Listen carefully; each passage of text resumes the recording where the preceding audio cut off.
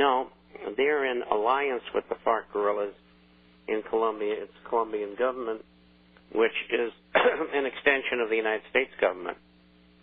And I'm surprised he said that. He has made every effort he could to be on good terms with them, but obviously that's not working. So maybe they will have a war and they can go out and kill each other. I mean, who cares?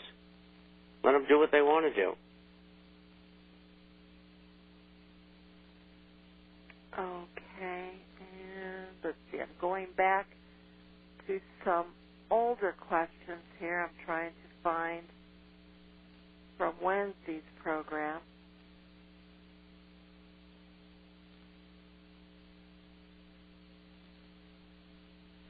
Well, bear with me, folks. There was one in particular. There was one in particular. Come on, get with it, Chica. It's Friday. I don't want to. We got 5 minutes left here. All right, I'll talk when you're messing around. Here's one. The U.S. thank goodness. The U.S. Mint on its website states no more fractional gold bullion coins based on its survey of numismatic dealers. What's your take on this? Well, what does fractional coins got to do with numismatics? I don't know. That's a fallacy right there. So yeah. They don't look. They want to keep gold out of people's hands, and so they've done away with the fractional minting. And they did it a year ago?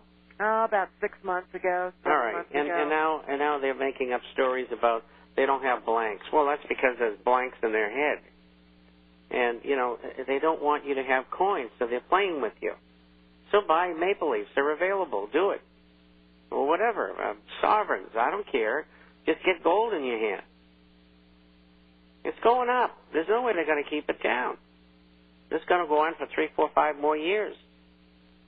And then you're going to have a collapse in the economy, no more inflation. Everything will go down 65 to 95%, except gold.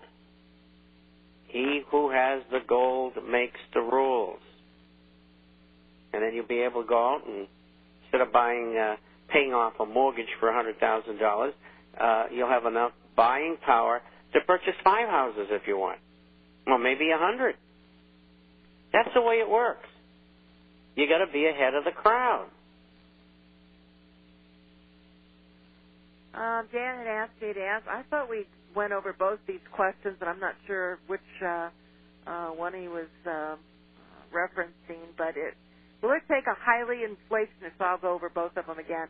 Will it take a highly inflationary environment to overrun the suppressive forces that work in the COMEX and send the PMs to a new all-time high? No. Look, what's going to happen is going to happen. The die is already cast. There's no way they can reverse it. In the end, what they're going to be trying to do is survive. They being the people who are the powers behind government. Everybody knows what they're doing now, or at least half the people in the world do. And by the time we get through over the next 2 years, everybody's going to know. I'm doing 20 programs a week. We have to be reaching 100 million people at least every month, all over the world. I mean, we're getting letters from everywhere. Yeah. And so by the time they get around to doing what they're doing, they're going to be having trials for them.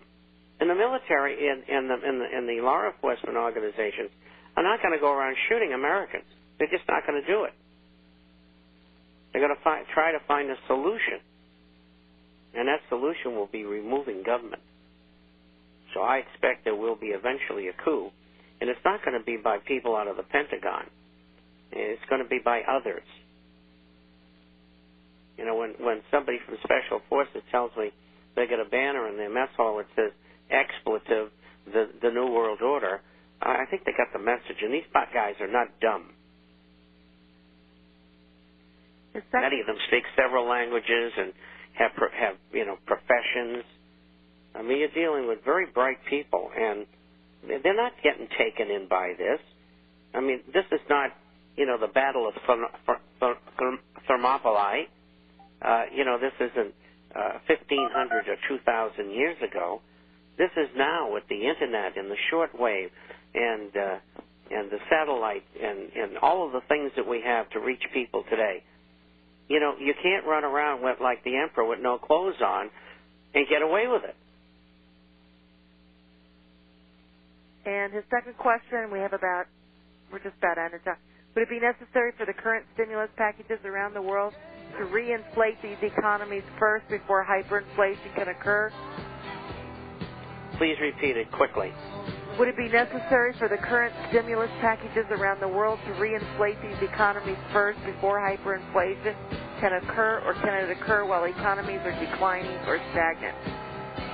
It'll occur while they're stagnant because that money is immediately monetized. And it came from nothing. And there's the music.